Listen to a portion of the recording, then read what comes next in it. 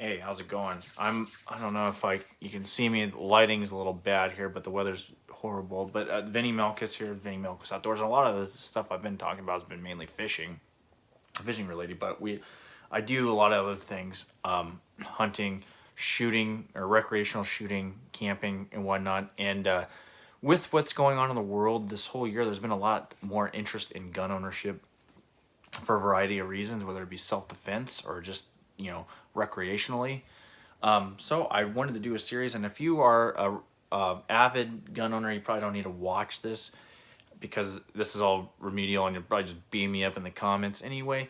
But this is for the beginner, and I just want to go over some of the things. And I've heard some horror stories about people going to the gun shops, and sometimes it is intimidating if you've never shot before and you're going shopping for a gun, which actually I would advise, if you've never shot a gun, that you either have somebody that you trust is responsible, take you out, and at least get you in to something small caliber and allow you to throw some rounds down range.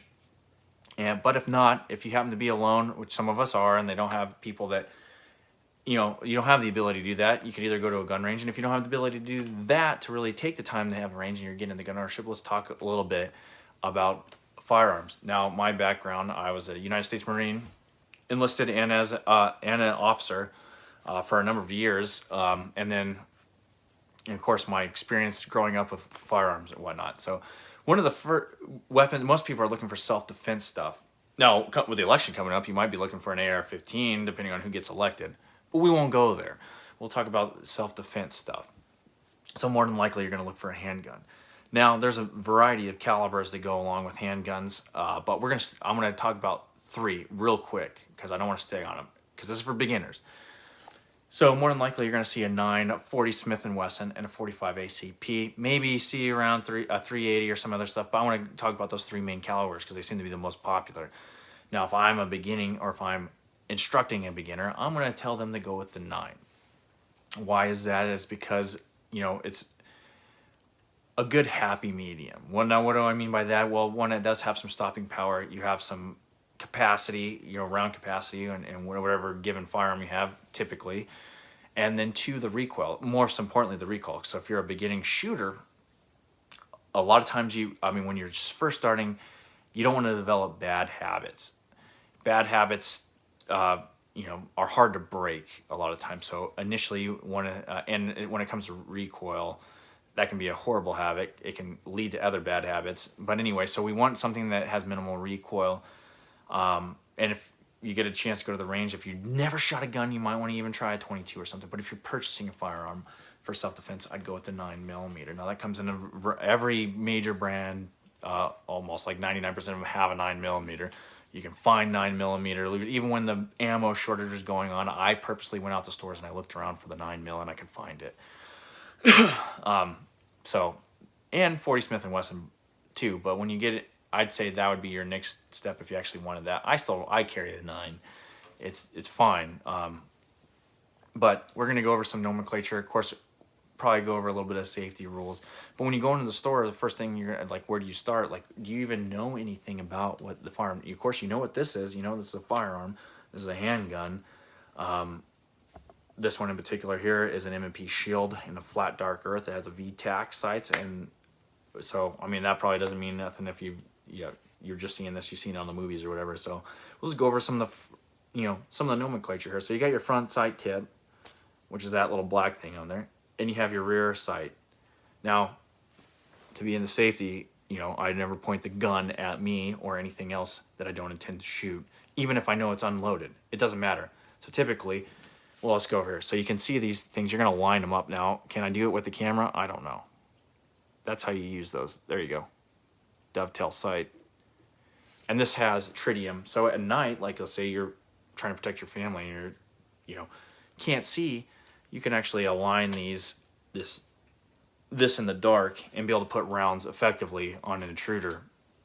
But anyway, so go back to what I was just saying. So anytime, at least this was, we taught in the Marine Corps, and I still do it as a civilian or with anybody, is whenever I take a firearm for somebody or I give a firearm, one, I take away the source of ammunition. This is what we call, this is a slide. There's a slide lock. Now, there's the slide lock on a handgun. It's usually on the side here. You can pull it back and you push that up and it locks that slide. Now the guy at the gun store is going to hand you this gun. He should do this, or shouldn't even have the the magazine in there. He should do that, and then you can look and inspect the chamber, so you see if there's a round in there. And I don't care if it's coming out of the display case, wherever it's coming from. You always do this, and you never point the gun at him. So anytime I get the gun when I'm looking at it, I go around him. Even if I want to present it just to see how it feels, I go around the guy, and then I can check, see how how it fits in my hand, or how like heavy it is, or how if I can come up just that it feels good, or if I like it at all. But the whole point of this is that, hey, we treat every gun, whether we know it has a bullet or not, as if it were loaded, and we don't mess around with that. I'm going to adjust this camera just a little bit. When you lock this back, you can also see it displays your barrel there in your muzzle. If you're going to unlock this, like you're going to send that home, and you will do this with a magazine when you're on the range, but let's say here, so you've inspected it and you just want to check it out. There's no source of ammunition. Bam, you're going to hit this slide, and most of these pistols are going to have a slide lock. I like to do it since I don't have any ammo. I just go ahead and just let it go like that, and that way then I can really discern or go over this pistol in the store. Now, what else do you have here? So you have your this is your slide. Like I said, you have your ejection port. This guy, that's what ejects the cartridge. You shoot this, your little firing pin hits the primer and then ignites the gunpowder and sends the round down, hopefully incapacitating the bad guy or your target. And then it ejects it out of this little port here. And sometimes if you get hit with it, it's kind of hot, but it's supposed to eject it away from you. Okay, so then we go around. I'm just going over the major parts. So then you got a trigger guard. Well, and this is like an equipment accessory rail, like a Picatinny rail. You can put a light or a laser or whatever you want on there, and they come like that. But hey, this is beginner stuff, so we don't need that. But that's cool if you have it, because then eventually, hey, if you find out this is fun and you like to shoot, you can put some stuff on there. Or if you're more effective, you find out you're more effective with these accessories, then you want to do that. But here's your trigger guard. You have your trigger, which that's the business end of this for you. This is what you're gonna do to send a round downrange.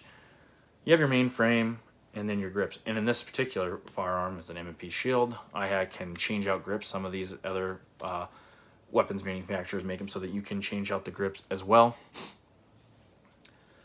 Your hand sits in there like so. Never put your finger on the trigger. That's another thing unless you're ready to fire. So then there's your magazine port. So another thing is, you don't want to go in the gun store and refer to a magazine as a clip. As if you've seen anything on Facebook or anything, people just beat each other up over terminology. But this is kind of a big one. A clip is an internal mechanism to hold rounds, and a magazine is external that gets inserted internally. So this is a magazine. So right there you can see I have stacked on there some 9mm rounds. Typically on some of these magazines, you can see that little bit of light flowing through there, and you can actually count your rounds. Me, for weight-wise, I throw 10 rounds in there. And then I have a secondary magazine, and I practice magazine changes, so it's not a big deal. Sometimes I'll load out, but for just weight-wise, when I'm just carrying, I was like 10 rounds is pretty good with a secondary magazine. Shouldn't probably say that because, that's kind of hush-hush information for me. But anyway, so got that. There's usually there's a way to put it in. So you can see, it's pretty obvious. When you go and insert the magazine, it should just slide in like so, and then there is a magazine button here, or what is it? Your magazine button there that allows you to extrude the magazine from the firearm. Let me get let me pull this up real quick, because for some reason I'm having a brain fart on here, and sometimes it happens, but magazine release, of course. I mean, how do I forget that? But anyway, it's your magazine release. You pull that baby out. That's a magazine, not a clip. It goes in there.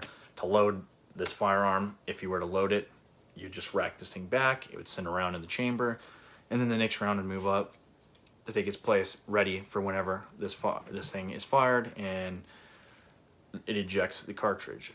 But like I said, every time you get a firearm, boom, rack it back, there it is. those are the basic general nomenclature for a handgun. So you got your front sight tip, your rear sight tip, ejection port, slide. This is trigger guard, trigger, magazine release, magazine.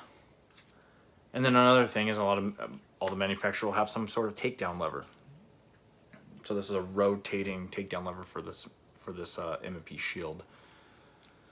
That's pretty. Some of them have round indicators. One last thing, some of them have round indicators. So if you look on the top of that, if you can actually see it, there's a little, which is video. I can't believe the lighting right here, but they're on this one in the shield. There's a little area there, so you can actually see if there's a round in the chamber too, and that's kind of effective if you actually need it instead of how we used to do it in the military. Is you kind of rack it back a little bit and you can see the brass. But anyway, that was with the Beretta, which a lot of you guys actually might get into a Beretta. It's very simple. The only thing we can talk about firearm preferences later, but that's the beginning of, that's my first video on where we're gonna do beginning firearm stuff, and we'll probably go into a little bit more of pistol, what you're looking for,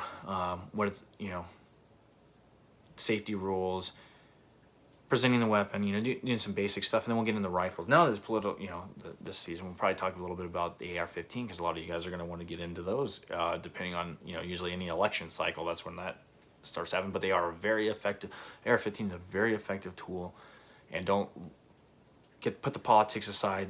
It is an amazing tool for self-defense and just in general, and it's fun. They're great for predator hunting if you're into shooting coyotes or varmints of any sort, and then you can also take deer in certain, a number of states, and as long as you can effectively place that shot, you can take down a deer. It's typically an AR-15 shoots either 223 or 5.56. Anyway, like and subscribe this if you found this information of value. If you're beginning firearms, if you're going into firearms and you want to, trying to purchase it. Like I said, if you have any experience with it, then this video is probably a little value to you, and maybe further on when we get into a little more advanced stuff, it will be. But look forward to talking to you more about firearms, hunting, shooting in general, and of course the fishing portion, which that's what this channel is primarily about. Anyway, I'll talk to you later.